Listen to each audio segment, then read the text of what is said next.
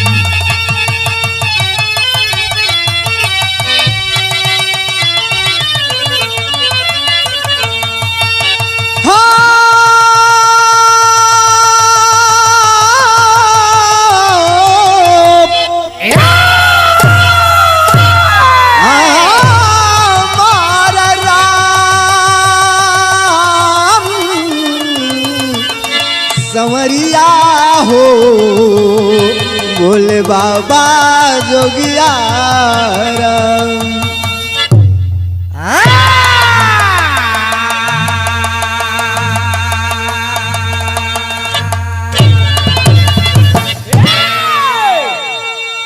आए बाबू, आए भैया, हम गायक कलाकार विष्णु यादव व साथी लक्ष्मी विष्णु म्यूजिक ग्रुप के सौजन्य से देव स्टूडियो नकुल मिश्रा जी के देखरेख में मनोहरपुर केवटाई से राम यादव जी के विशेष आशीर्वाद से एक बिरहा गाने जा रहा हूँ, जौने कहानी का मार्केट में काफी चर्चा हो।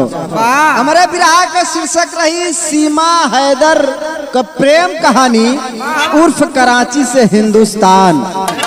ये आवाज जहाँ तक जाते हो सब भैया से करबद्ध निवेदन हो कि हमारे लक्ष्मी विष्णु म्यूजिक ग्रुप के चैनल के आप लोग सब्सक्राइब कर दें, लाइक करें, कमेंट करें और एक शेयर तो जरूर करिएगा, क्योंकि आपका एक सब्सक्राइब, आपका एक शेयर हम कलाकारों को आगे बढ़ने के लिए उत्साहित करता है। मास्टर भैया, हमारे बिरहा की शुरुआत भूमिका से होत हो।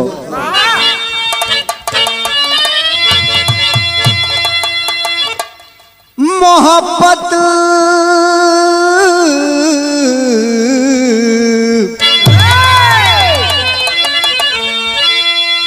हम मोहब्बत को नापे तो किस फीते से, दिल के दरिया से लंबाई जिसकी गुजरती, सांसों की नौका पर चढ़ना कठिन, एहसासों की लहरों से होकर विचरती, आप खो करके चलती हवा इश्क की, हुस्न की वादियों में समा जाती है। अरे कौन कहता है परवान जलते गया, अब तो जल करके जलने समायाती है।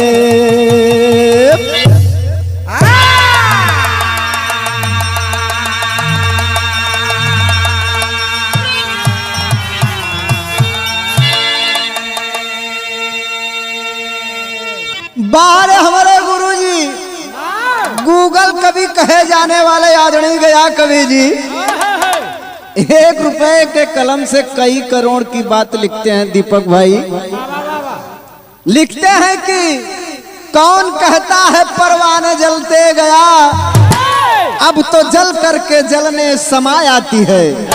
यानी कि पहले आप लोगों ने सुना होगा कि समा के लिए परवाना जला क्या करता है, लेकिन आज ये कलयुग में क्या हो रहा है, समा खुद जलने के लिए, परवाने के लिए समा खुद जलने के लिए तैयार है। बिरहा में हमारे गुरुजी एक गजल लिखत हुए मास्टर भाई।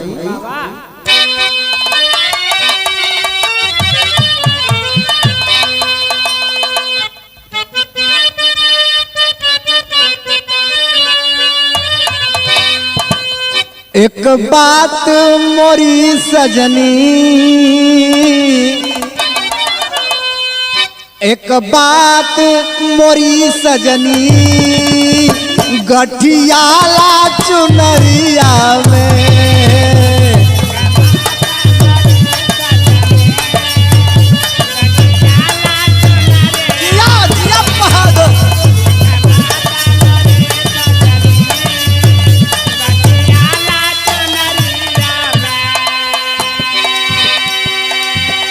एक बात मोरी सजनी, गठियाला चुनरिया में, बिना मोल क बिक जइबू,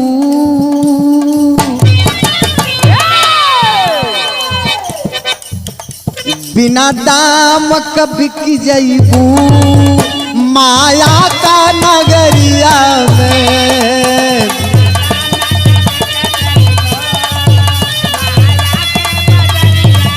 जिया जिया बहादुर,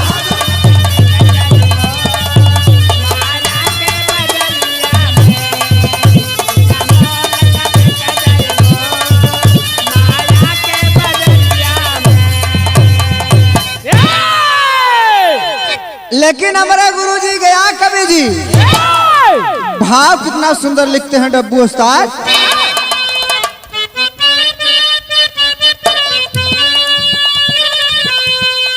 कि कब प्यार कहाँ कैसे, कब प्यार कहाँ कैसे हो जाए ये दुनिया में।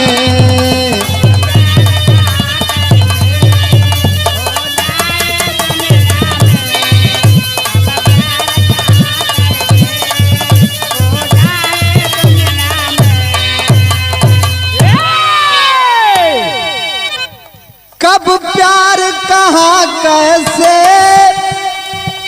हो जाए दुनिया में, कोई दोष नहीं दिल का, कोई दोष नहीं दिल का, आग लागेला पलिया में।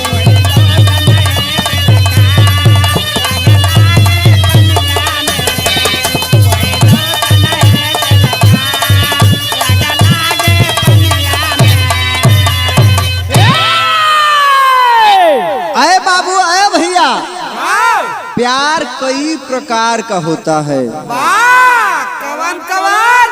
हाँ, पिता पुत्र का प्यार, भाई बहन का प्यार, पति पत्नी का प्यार, ससुर पतोहू का प्यार। ना हो कहना सही हो, ससुर और पतोहू का प्यार एक बाप और बिटिया का प्यार होला। वाह वाह। लेकिन ये कहानी कहाँ कवि जी की कलम नजम के माध्यम से इशारा करती है। वाह वाह।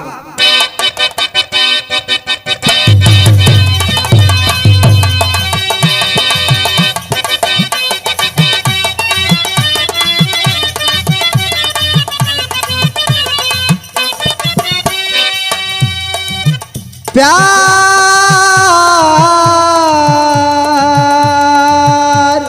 प्यार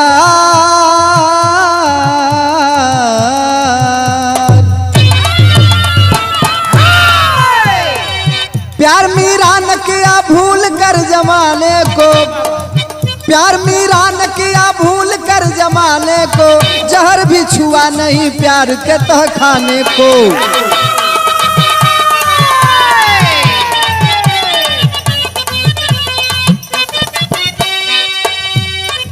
प्यार है पावन जिसमें प्रभु का बसेरा है,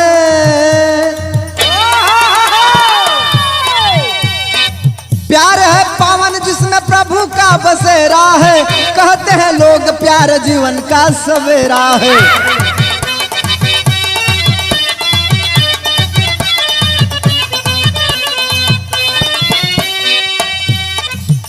चलता है बिरले कोई प्यार वाली राहों पर, चलता है बिरले कोई प्यार वाली राहों पर, देखो उतर के कभी दिल के बंदरगाहों पर।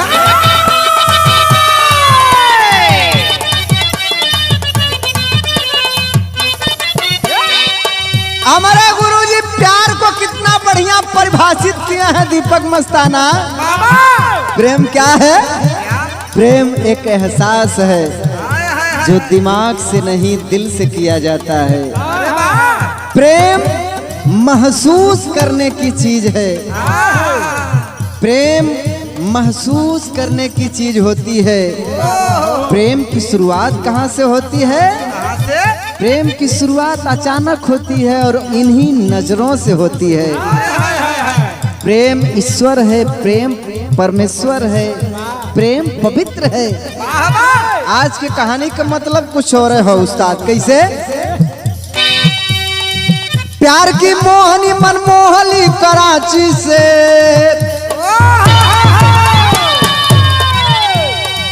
प्यार की मोहनी मनमोहली कराची से, इश्क का तार जड़ी हुस्न के केवाची से।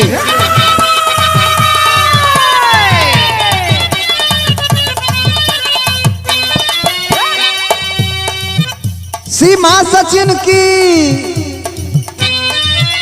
सीमा सचिन की, सीमा हैदर की प्रेम कहानी, सीमा सचिन की प्रेम कहानी उर्फ कराची से हिंदुस्तान। सीमा सचिन की मोहब्बत सीमा पार हुई, सीमा सचिन की मोहब्बत सीमा पार हुई, जहां जो दिल लगी उड़ने को तैयार हुई।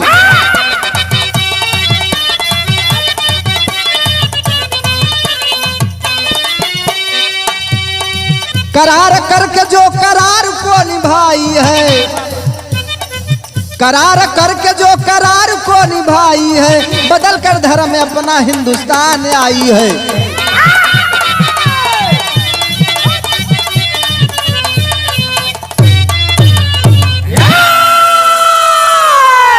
बिरहा सुने वाले साथी, कहानी कहाँ कहो, बात कहाँ कहो, अगर आप लोग समझ ले तो बिरहा समझे में आसान हो जाए। ये कहानी पाकिस्तान की है। वही पाकिस्तान जो छल से, धोखे से, अपने गंदे इरादों से हमेशा हिंदुस्तान के दामन में दाग लगाने का प्रयास करता रहता है, लेकिन आज तक अपने मकसद में कभी कामयाब नहीं हुआ। पाकिस्तान में एक प्रदेश सिंध प्रदेश है। सिंध प्रदेश में डब्बू उस्ताद जिला कितना बा? 30 जिला बा। 30 जिला में एक जिला का नाम खैरपुर, और खैरपुर जिला में, खैरपुर जिला में तालुका है कोट। तालुका कोट में दीजी गांव, दीजी गांव में एक मुसलमान परिवार गुलाम रजा, जिनका नाम बतावल गई। गुलाम रजा का एक लड़की, जौने लड़की के नाम सीमा रजा दीपक भाई। अच्छा, सीमा रजा का एक भाई भी हो जो पाकिस्तान सेना में कार्यरत हो। अरे बाबू, अरे भैया, सीमा रजा का जन्मदिन बतावल गई, बर्थ डेट बतावल गई, जन्मदिन बतावल गई 1996 में। धीरे धीरे सीमा रजा जवान हो तो भाई, और जवानी के दहलीज पर जब पांव रख ले बा, ए भैया, जवानी का बोझा जब कपारे आइल बा। डब्बू उस्ताद, दुनिया में कई प्रकार का बोझा होला। जैसे कि हम बताइला कि जिम्मेदारी का बोझा, दिल में कोनो दर्द आ गल, दिल में कोनो बात के बोल देहलस दर्द और गलत बात का बोझा, और एक है कपारे पर बोझा, और एक है राजा जवानी का बोझा। कुल बोझा तो ढोवा जाला, लेकिन है जवानी वाला बोझा नहीं ढोला, बड़ा मुश्किल होला। और जे जवानी का बोझा ढो देहलस डब्बू उस्ताद, जे ब्रह्मचर्य का पालन पूरा जीवन कर देहलस, तू अगर गुस्सिया के कोनो हरियर पेड़ के देख ले तो सुखा जाई। लेकिन हमें नहीं लगे तो क्या संसार में क्यों जवानी के बोझा ढोए वाला भाव भाई। दिया ले के अगर हिरब तो एकाक जने अगर मिल जाए तो मुझे ना बड़ा मुश्किल हो। वाह वाह अरे बाबू ए भैया, जब सीमा रजा हर जवान भइल हो, मोबाइल ओकरे पास में हो, मोबाइल में एक दिन देखत हो कि केहू का मिस कॉल आवत हो, और जब मिस कॉल आइल बा तो हर से उ फोन लगल। देखा संसार में 3 काल हम बताइला, अशोक उजाला, वाह वाह कवन कवन भूतकाल, भविष्य काल और वर्तमान काल। दुई काल और बा कौन कौन मास्टर? एक भाव काल, एक मिस काल, 2 काल बढ़ गया। भाव काल से मतलब कि हमारे दोस्त का है नकुल मिश्रा कि हम 12 ठे 4 चक्का रखे हैं, जब उनके यहाँ चला गए तो 12 ठे ठेलिया रखे रहे, तो वही बहरे आए कि कहे हम 12 ठे 4 चक्का रखे, हम कहे कैसे 4 चक्का, कहे गिन ठेलिया में 4 चक्का बा, तो यही हो भाव काल। अब मिस काल, मिस काल की उत्पत्ति नया हो। अब आप लोग सोचो होगा कि डायल काल और रिसीव काल काहे ना बताओ थोन, तो जब पहले लैंडलाइन का जमाना रहा मिश्रा जी, तो उमन के फोन उठावे, नंबर डायल करे, बात करे तो वो डायल कॉल हो जाए, और वहर से फोन आवे, फोन उठावे तो वो रिसीव कॉल हो गया। ये मिस कॉल तो जब मोबाइल आई है तब से निकला, तो 2 काल बढ़ा, मिस कॉल और भाव कॉल। अरे बाबू ए भैया, सीमा रजा जवान भइल, मोबाइल ओकरे पास में केहू का मिस कॉल आइल। ए भैया, मिस कॉलवा पे फोन लगौलस, कहता हेलो, वहर से आवाज आइल, हाँ हेलो, मैं गुलाम हैदर बोल रहा हूँ, आप कौन? ये कहे मैं सीमा रजा ने बोल रही हूँ। दोनों जन में लगातार घंटों बात होने लगा, और जब बात होने लगा तो मुलाकात होने लगा, और जब मुलाकात होने लगा तो कई बात होने लगा, कई बात होने लगा, कई बात भइल तो दोनों में प्यार भइल। यार गुलाम रजा जवन सीमा रजा के बाप देखलन कि बिटिया हमारे गलत रास्ते पे हो, एक दिन 2 झापड़ मरलन, कहलन कि गलत आदमी से बात कर रही हो। गांव वाले कहलन कि जवान बिटिया के महाराज जी नेकर कहीं बियाह कराए दे, तो एक जगह बियाह करे बिन फिक्स कैलन गुलाम रजा साहब, लेकिन सीमा रजा कहत ना ना हम बियाह करब तो ही हैदर से। बाप तो बाप कहे चल हैदर के पता कैले, हो गे पता कैलन तो हैदर शादीशुदा व्यक्ति रहे, ओकरे 2 लड़का। तो सीमा रजा के पिताजी गुलाम रजा कहतुन कि बिटिया उ तो शादीशुदा हो, केहू की जिंदगी काहे खराब करबू, पहला जिंदगी तो तोहार खराब होई, दूसरा जौने लड़की से शादी कैले बा हैदर, वह औरत का भी शादीशुदा औरत का भी जिंदगी खराब होई, और वो औरत के जो 2 लड़का हो हुक जिंदगी खराब होई। लेकिन हर प्यार परवान चढ़ चुका था डब्बू उस्ताद। सीमा रजा कहत हो कि ना ना बियाह करब तो हैदर से। एक दिन रात को घर से भागने का काम करती है, फोन करती है हैदर को कि मुझे यहाँ से रिसीव करो, और रिसीव करके हैदर अपने पत्नी को छोड़ देता है, अपने पत्नी को बच्चों को छोड़ देता है, तलाक दे देता है, आ करके सीमा को रिसीव करके अपने घर पे ले जाता है। हैदर के बाप के हो अमीर खान जखरानी, जिला जैकोबाबाद, तालुका गाढ़ी खैरो, ये पाकिस्तान में खे जिला हो जैकोबाबाद, तालुका हो गाढ़ी खैरो। गाढ़ी खैरो में जब हैदर शादी करके लेके जाता है तो सीमा रजा जो है सीमा हैदर हो गई। घर में कुछ दिन रहलिन, सीमा कहत हैं कि ये राजा यहाँ घरे में लंबा परिवार हो, मजा नहीं आवत हो, कहीं चलो दूसरे जगह चलाई हो। तो सीमा और हैदर पाकिस्तान में कराची के एरिया में भाड़े पर रूम लेहलन और रहे लगलन। हैदर काम का करत हो, ऑटो चलावत हो, हंसी खुशी दिन बीतत हो। 4 लड़का सीमा हैदर से पैदा भइलन। अरे बाबू ए भैया, 4 लड़का के नमवा आप लोग सोशल मीडिया पे सुनले होब। 4 लड़का के रहल। पहले लड़की का नाम फराहा, ओकर नाम बदल के हिंदू नाम रखलिन परी। दूसरे लड़की के नाम फरीदा, लेकिन ओकर नाम बदल के हिंदुस्तान अइले के बाद मुन्नी रखलिन। तीसर के लड़की के नाम फेरिया, ओकर नाम प्रियंका रखलिन। चौथा लड़का रहल जेकर नाम फरहान, ओकर नाम रखलिन राज। अरे बाबू ए भैया, सीमा हैदर से कहते कि ये सैया ऑटो चलाए के 5 जने के जीविका कैसे चलेगा। तो हैदर तत्काल कहाँ जाता है? सऊदी अरब। सऊदी में गई लोग के 1.5 लाख पगार मिले वाला काम मिलल, जौने में से हर महीना अपने मेहरारू के सीमा के नाम 70,000 रुपया भेज दे भैया। हर सीमा हैदर के जिंदगी बड़ा हंसी खुशी बीतत हो। जी ही के 70,000 रुपया मिली, वही के न चानी रही न कुल भाई। कुछ दिन में सीमा कहलिन कि हेलो छै बताओ, हमनन ई 4 ठे लइका लेके हमेशा किराए के मकान पे रहल जाई। पैसा का जुगाड़ करके हैदर 30 लाख रुपया भेजने का काम करता है। यहर सीमा हैदर 30 लाख रुपया में एक बढ़िया बंगला खरीदे का काम कैलिन और वहीं बंगला में हंसी खुशी रहत हैं। खाली समय में पबजी खेले का चालू कैलिन।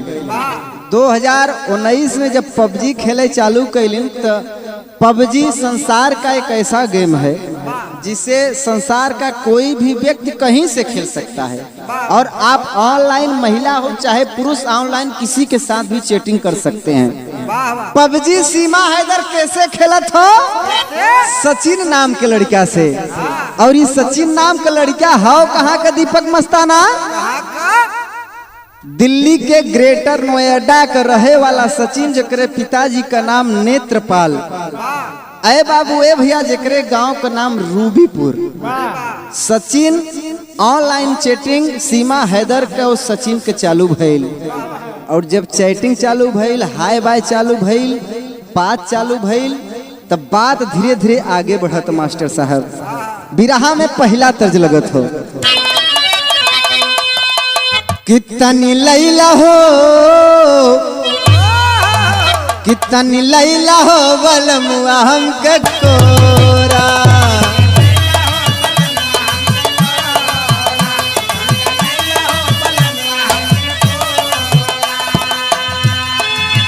अब तो हमारी रे पारी रे उमरिया,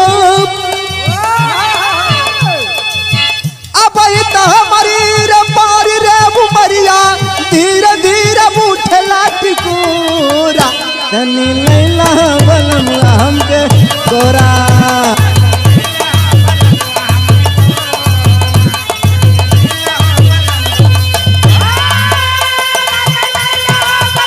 जय जय बारे बहादुर।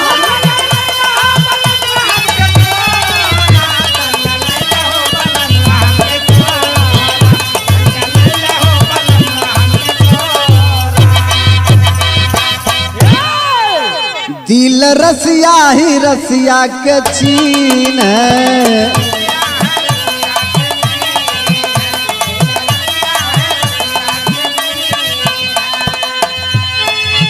चीन बसंती के जैसे कोयलियों,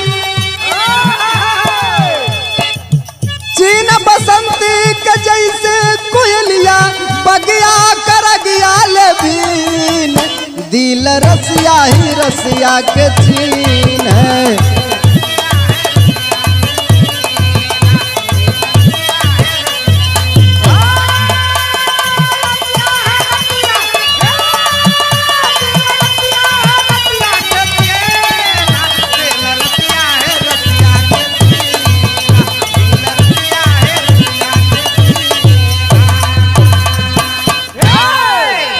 अरे बाबू ए भैया, अंतरा में कहना मास्टर भैया।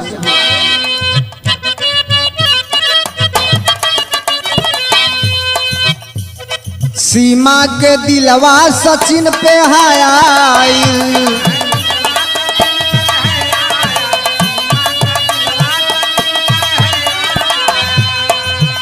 अरे प्यार वाला फूल दोनों ओरी फुलाई।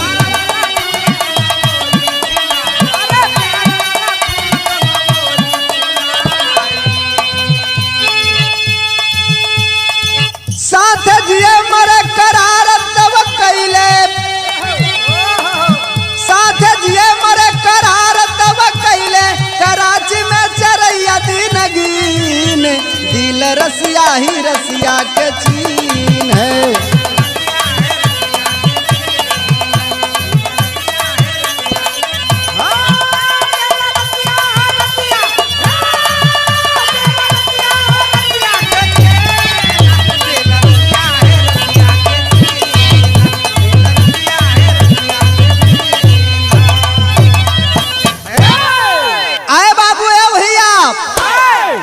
हर सीमा हैदर और सचिन का चक्कर चलत हो।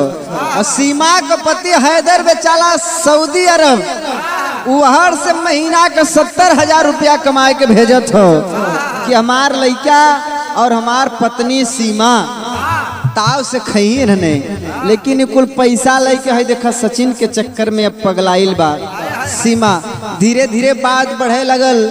एक दिन सीमा कहत हो कि सचिन अब मुलाकात कहिया हो, अगर जल्दी मुलाकात ना करब तो जान दे देब हम तोहरे नाम से। अरे बाबू ए भैया, सचिन का और सीमा हैदर का मिले का फिक्स हो। देखा प्यार देखा कई प्रकार का भैया, पहले के जमाने में प्यार एक कई बार होला। सुना था कि प्यार सिर्फ एक बार होता है, अब तो कई बार होने लगा है। प्रेम ही ईश्वर थे कहते थे लोग, पर अब तो प्रेम के नाम से व्यापार होने लगा है। प्रेम एक ही बार होता है विकास भाई, लेकिन यहाँ देखा हैदर के साथ प्रेम कैले से ब्याह कैले से भाग के, लेकिन हर देखा सचिन के साथ चक्कर चलाओ थो। इंडिया में पैसा कौड़ी लेके घर द्वार हैदर बनौले बा, 70,000 महीना देत हो, लेकिन यार सचिन से मिले बिन पगलाइल बस सीमा हैदर। एक दिन फोन कैले बस सचिन के कि मुलाकात होके के चाहिए। सचिन कह तो कहाँ मुलाकात हुई, बिरहा में तर्ज बदल गया मास्टर भाई।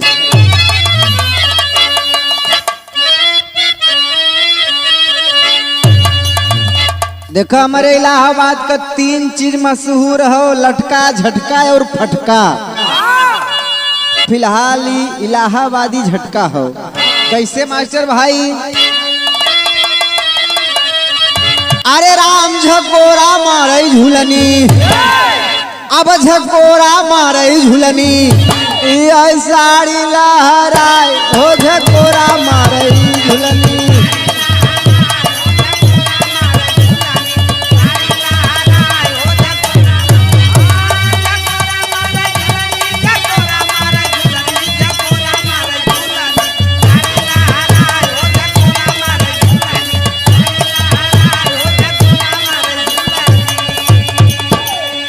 लेकिन हर सीमा हैदर और सचिन का जब मोहब्बत भइल होत का बा, अरे राम ही लोरा मारे दिलवा, आवे बदे कोरा हो ही लोरा मारे दिलवा।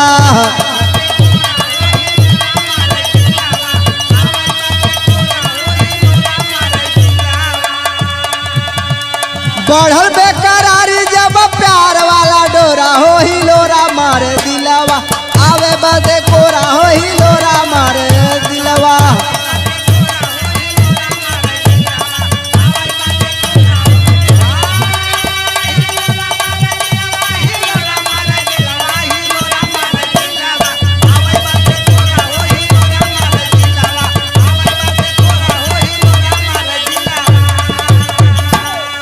सीमा हैदर और सचिन करते क्या है मास्टर भैया?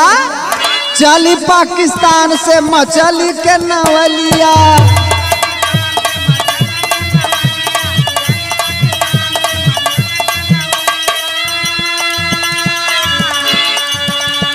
आई नेपाल बाजे पाँव का पयलिया।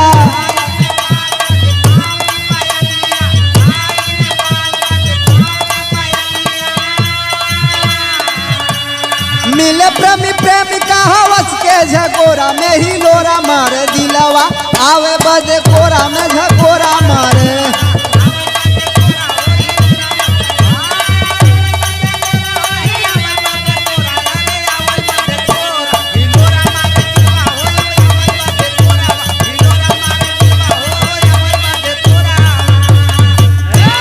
सीमा हैदर कराची से नेपाल के लिए चलती है और सचिन ग्रेटर नोएडा दिल्ली से भी नेपाल के लिए चलते हैं। दोनों जन का मुलाकात भइल, दोनों जने गले लगलन, मन का मनसा पुरौलन, काफी देर तक बात भइल। पहली मुलाकात बतावल गई 10 मार्च 2023 के नेपाल में सीमा हैदर और सचिन का मुलाकात होत हो। वही दिन 3 लाख रुपया सीमा अपने पति हैदर से मंगौले रहली। सोशल मीडिया में हैदर ने बताया भी 3 लाख रुपया लेके सचिन के साथे खूब खर्चा करत हो। करीब नेपाल में 1 हफ्ता रहल। बढ़िया बढ़िया होटल बुकिंग करके बढ़िया बढ़िया खात हो, घूमत हो, टहरत हो, ऐश करत हो। इतना ना, सीमा हैदर सचिन से कहत हो कि का हो सचिन, चला एक काम करे खो। कहना बा मास्टर भाई,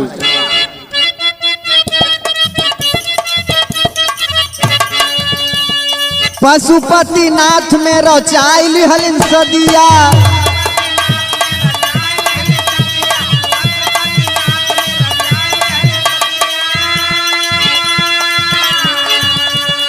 लौटी कराची गईली बन के सहजदिया।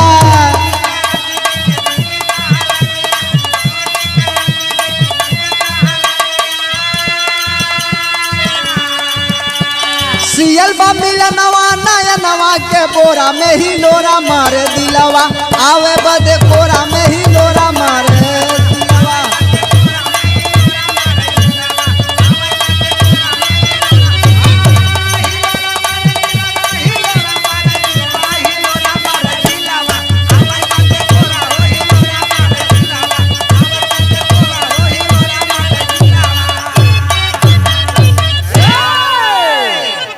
अरे बाबू ए भैया, आखिरकार सचिन से सीमा हैदर कहत हो कि चलो हम लोग शादी कर लेते हैं।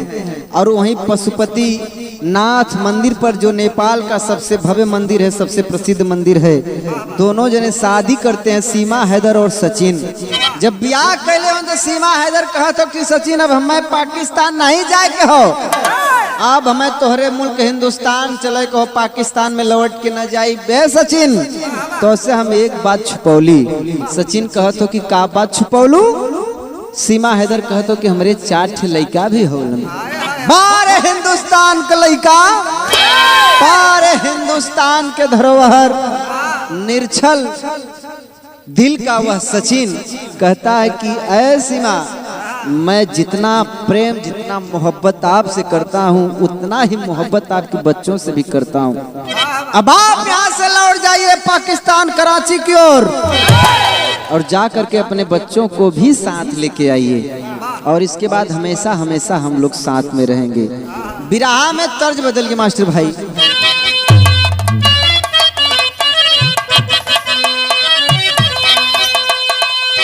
कि कतऊ होई सड़क पे, अरे लखता होई, कतऊ होई सड़क पे,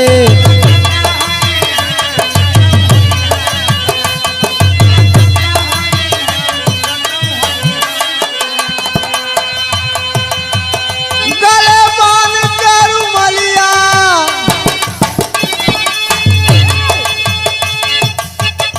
गले बांध के रुमालिया, हंसता होई, कतऊ होई सड़क पे, लखता होई, कतऊ होई सड़क पे।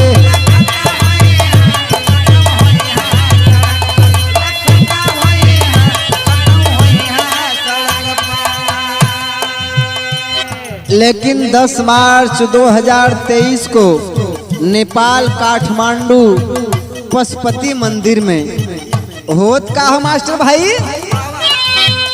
मिलके गईली त मन के,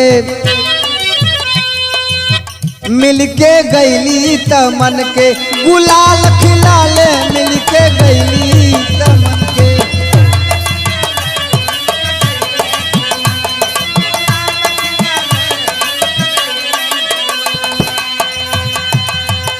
प्यार बरसल तन के, प्यार बरसल तन के, सबाब खिलाले, मिलके गईली त मन के, गुलाब खिलाले, मिलके गईली त मन के।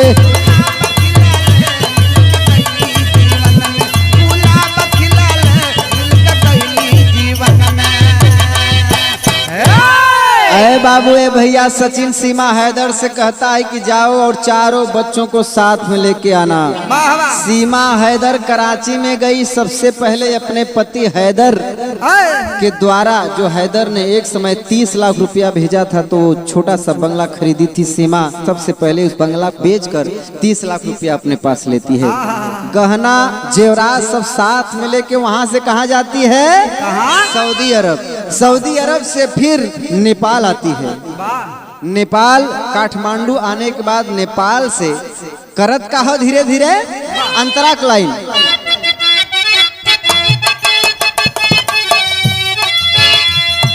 आ गईली भारत में छुप के छुपाई के,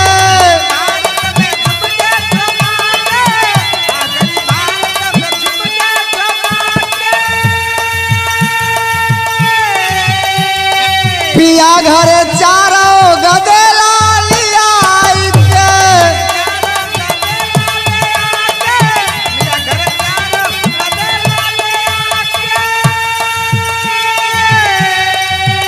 आज गोरिया के नौका सुहाग खिलाले मिलके गईली त मन के गुलाल खिलाले मिलके गईली।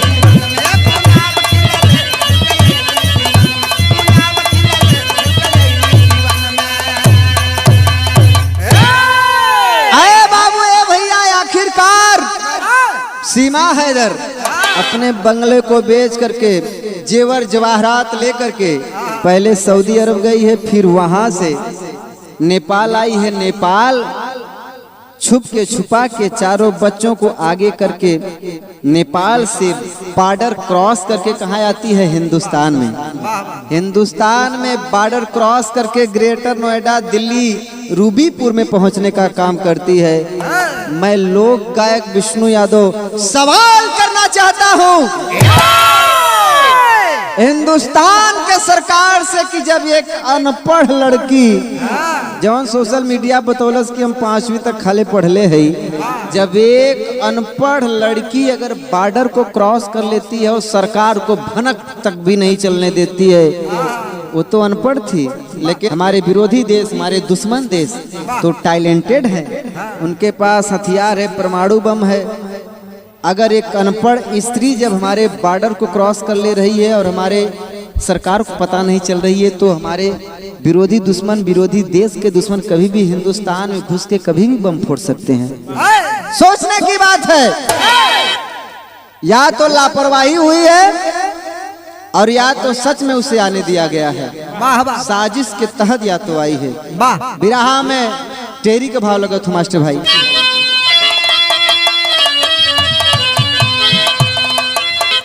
अब आशिक की आशा पूरी हो गई, ए भैया आशिक की आशा पूरी हो गई। भारत पाकिस्तान की चूर हुई मगरूरी, अरे मगरूरी, अरे मगरूरी। भारत पाकिस्तान की चूर हुई मगरूरी, आशिक की आशा पूरी हो गई। अरे बाबू, अरे भैया, आखिरकार सोशल मीडिया पर तहलका मच गया। मीडिया का, सोशल मीडिया के लोग सीमा हैदर, सीमा सचिन के घर जाने लगे। मीडिया का तांता लगा हुआ है। लोग सीमा हैदर का इंटरव्यू ले रहे हैं और सीमा हंस हंस के इंटरव्यू दे रही है और कह रही कि मैं अब हिंदुस्तानी नारी हूँ, अब मैं सीमा हैदर नहीं, मुझे सीमा सचिन कहिए, मुझे ठकुराइन कहिए। पूरा हिंदुस्तान का पूरा सोशल मीडिया उसे कवर करने पर लगा हुआ है। बिरहा में हमारा आखिरी तर्ज लगा था मास्टर भाई।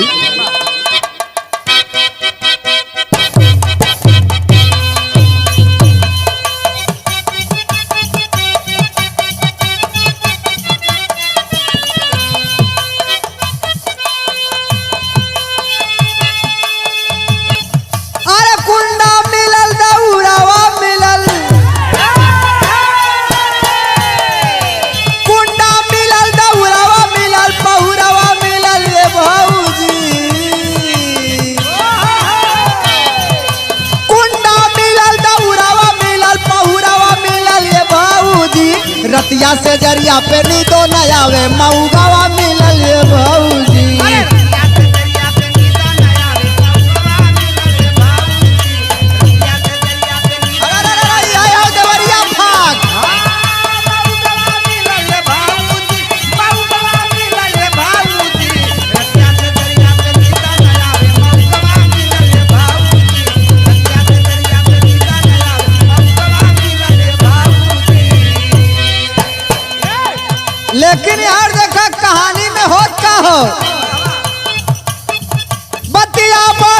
विपतिया बढ़ल,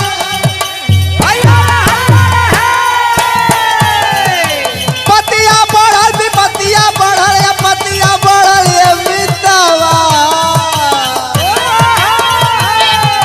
पतिया बढ़ल विपतिया बढ़ल या पतिया बढ़ल ये मितवा।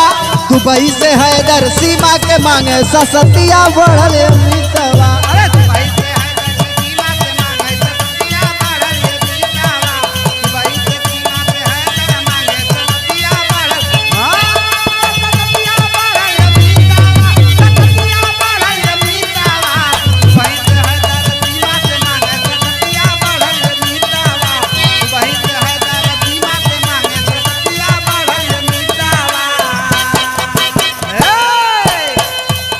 अरे बाबू ए भैया, यार सोशल मीडिया पे जब इतना तेजी के साथ सीमा हैदर का वीडियो कॉलिंग और सीमा हैदर का इंटरव्यू जब सोशल मीडिया पे बड़े तेजी के साथ वायरल हुआ, तो उधर सऊदी में बैठा हुआ सीमा के पति हैदर कहत हो, अरे इत टिबिया में कैसन हमार मेहरुआ आवत हो भाई, ओके हम 70,000 महीना भेजली, वो हिंदुस्तान भाग गई।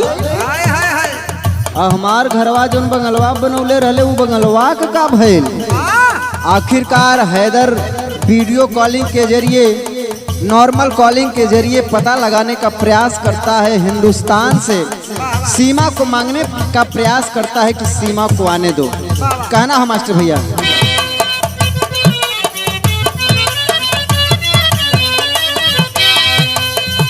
हम नाही तोहार कैली साफाई नकार हो,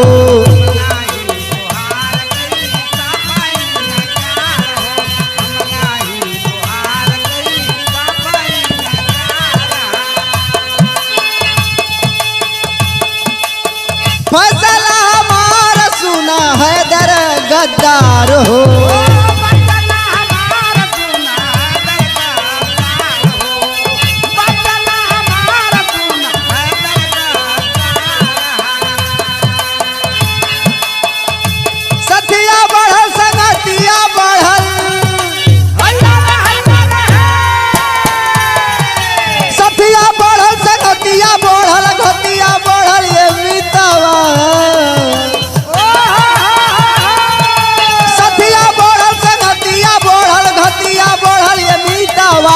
दुबई से हैदर सीमा के मांगे ससतिया बढ़ल।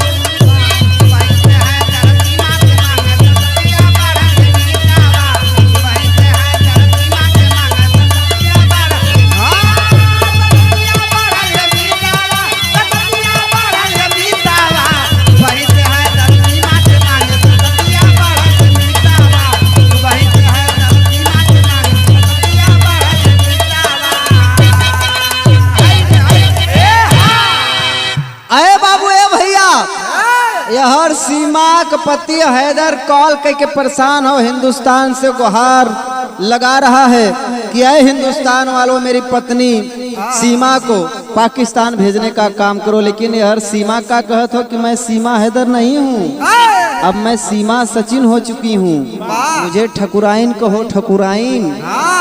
हैदर से कहत हो कब तहार मेहरारू हम नहीं है, हम सचिन के मेहरारू है।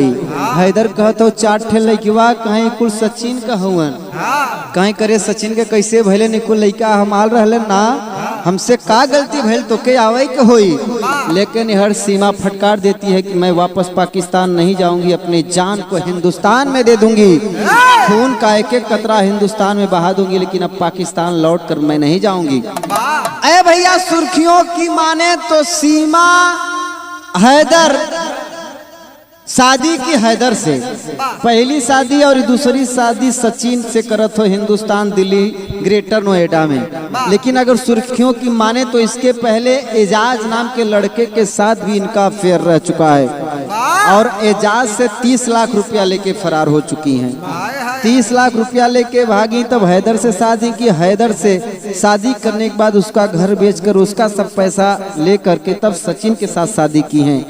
अभी मैं बिरहा गाने से 2 घंटे पहले न्यूज आई कि 2 लड़के सोशल मीडिया पे पाकिस्तानी लड़के आए हैं, वो भी कह रहे हैं कि मेरी भी गर्लफ्रेंड सीमा हैदर थी, मुझे भी धोखा दे के गई है। इसलिए मैं कहना चाहता हूँ बिरहा में पहपट का भाव लगत हो।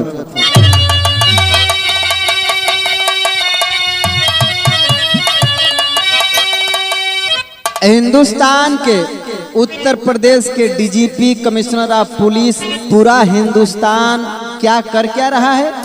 पूरे दिल्ली पूरी नोएडा उत्तर प्रदेश की पुलिस हरकत में आ गई है। शासन प्रशासन कर क्या रही है?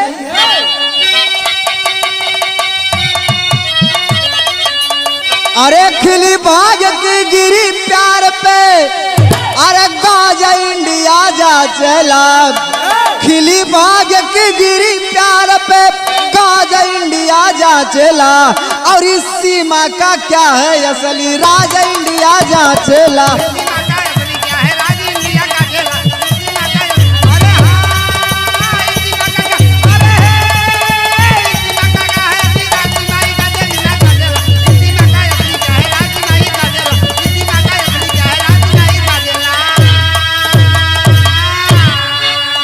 अरे नागरिकता की मांग कर रही, घर से दुश्मन क्या आई हो, क्या गारंटी है इसकी? सब बोल रही सच्चाई हो। अरे बातचीत से लागे ना अंदाज इंडिया जा चला। अब पाकिस्तान से आई कब आवाज इंडिया जा चला।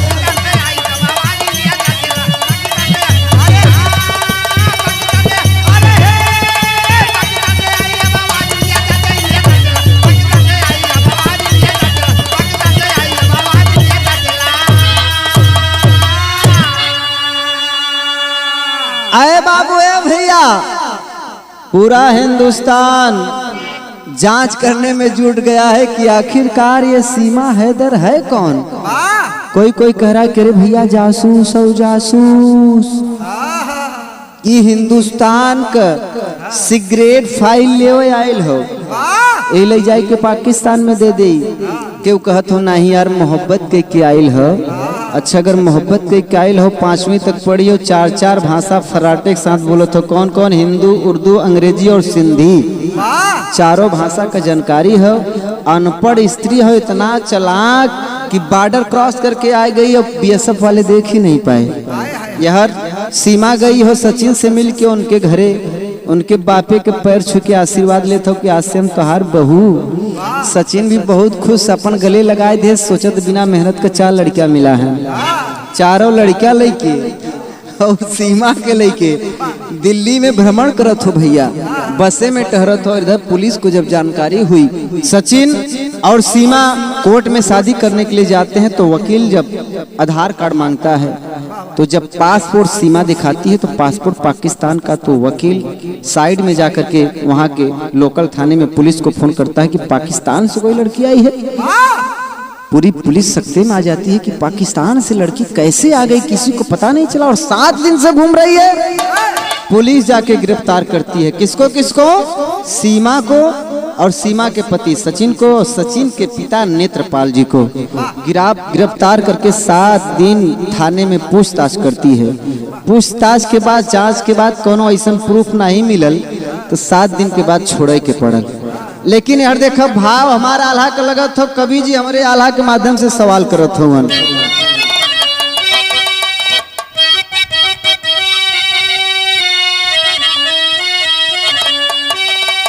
अरे कवन रे मनैया बिना चल गोड़वा के भैया।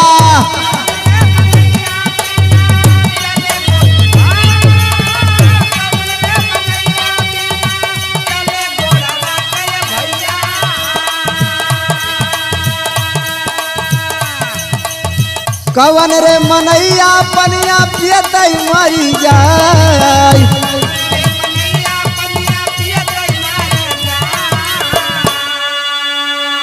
कवन रे चिजोया बिना मुहावा के बोले भैया।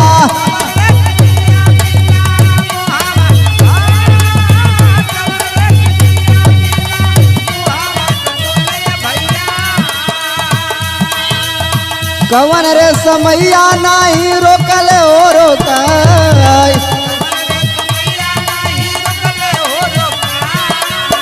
कवि जी हमारे सवाल करत हुवन कि कवन रे मनैया बिना चले गुड़वा के भैया। ऐसा कौन सा आदमी है जो बिना पैर का चलता है? कवन रे मनैया पनिया पियते मर जाए। ऐसन कवन मनई हो जो पानी पियते मर जात हो ये भैया। कवन रे चिजुइया बिना मुहवा के बोले भैया, मुँह नहीं और फिर भी बोलत हो। कवन रे समैया नहीं रोकले हो रोकाए। गुरुजी आगे क्या लिखते हैं? सीमा हिंदुस्तान अली बन के बहुरिया बाबू,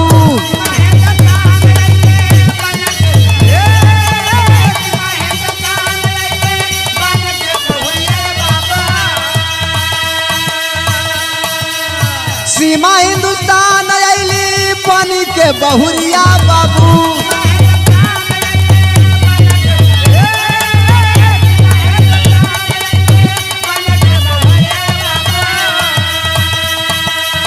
शक वाली सुई सबके नजर में देखा,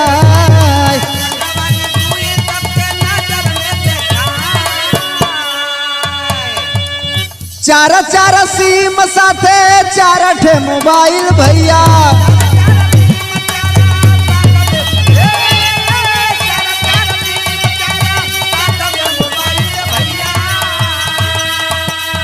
कवन विधि लेके अइले कैसे हो छुपाए।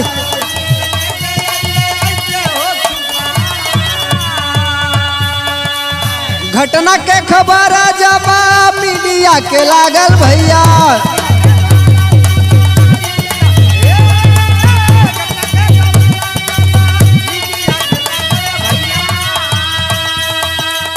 करे पूछताछ उत्तर देता मुस्कान।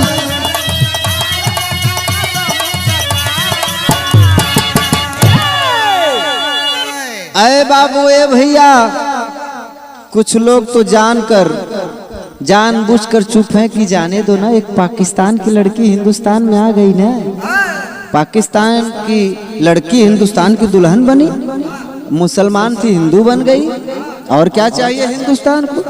कुछ लोग सोच रहे हैं कि यही पाकिस्तान जो सानिया मिर्जा के यहाँ से लेके गया था, और अब सीमा हैदर आ गई है, वो भी 4 बच्चों के साथ, बदला पूरा हो गया। कुछ लोग तो यही सोच रहे हैं। अरे बाबू, अरे भैया, सीमा हैदर अपने पति को धोखा देकर हिंदुस्तान आ गई है। मीडिया का लाइन लगा हुआ है, इंटरव्यू लिया जा रहा है। अभी हाल ही में हिंदुस्तान की लड़की ज्योति मौर्य अपने पति आलोक मौर्य को जब तलाक दे रही है तो पूरा हिंदुस्तान बिलबिला उठा और इसी ज्योति मौर्य को धोखेबाज कह रहा है। लेकिन हाई देखा, सीमा हैदर अपने पति को धोखा दे के आई है। सचिन में मीडिया वाले लाइन लगा के इंटरव्यू ले रहे हैं, उसे पॉपुलर कर रहे हैं। बारे हमारे हिंदुस्तान के लोगों की सोच, मैं इसे क्या समझूं? ये हिंदुस्तान के लिए फक्र की बात है या ये हिंदुस्तान के लिए शर्म की बात है, समझ में नहीं आता। इसे क्या समझा जाए? आखिरी भाव में कहना है मास्टर भाई,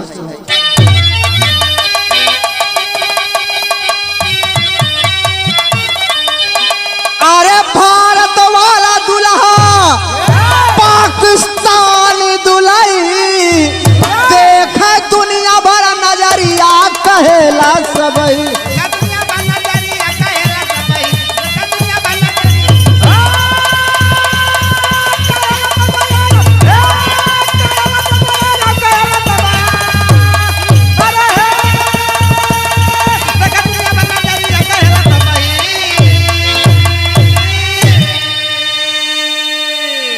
अरे कैसे भइल सीमा पर शासन बताए हो, और सीमा के हुलिया जमाने को दिखाए।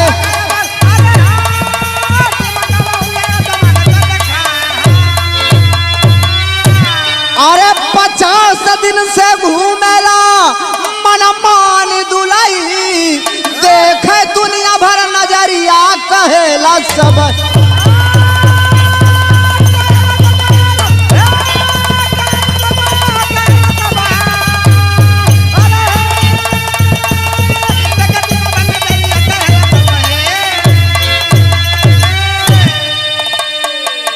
मुझे समझ में नहीं आता कि सीमा हैदर जिसके पति की पगार लाखों रुपया है, जो 70,000 रुपया प्रति महीना से अपने पत्नी सीमा को भेजा करता था, वह प्यार कर बैठी सचिन से। सचिन एक फार्चून की दुकान पे काम करता है जिसकी पगार 13,000 रुपया है, दिल्ली के ग्रेटर नोएडा में। उसके साथ में भाग करके सीमा आई है, लाखों की संपत्ति छोड़कर। आखिरकार राज क्या है, समझ में नहीं आ रहा है। हम बिना हेलमेट के एक चौराहे से दूसरे चौराहे पर नहीं जा सकते, और वह पाकिस्तान से भारत आ गई। यह देश के सुरक्षा का सवाल है। एक लाइन और कहना है मास्टर भाई। अरे हिम्मत को दांत देखी, अरे अपने के कोसे, और सरहद सुरक्षित रही के करे भरोसे।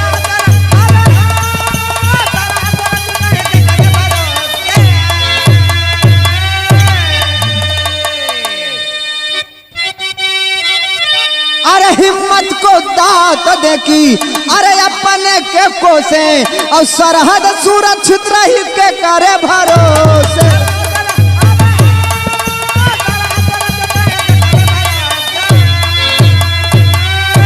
अरे लागे कैले खुफिया के निगरानी दुलाई, देखे दुनिया भर नजरिया कहेला सब।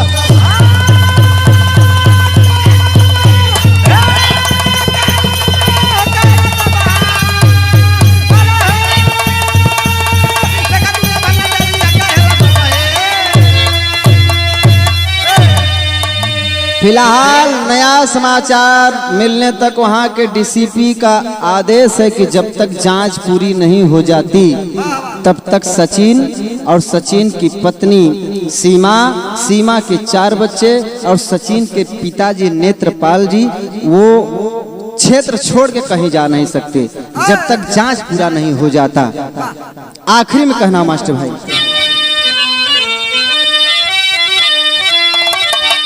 गुरु बिहारी गुरु गणेश रखो सीमा का ध्यान। अरे स्वर्ग चंद्र का प्यारे लाल का गीत चढ़ी आसमान।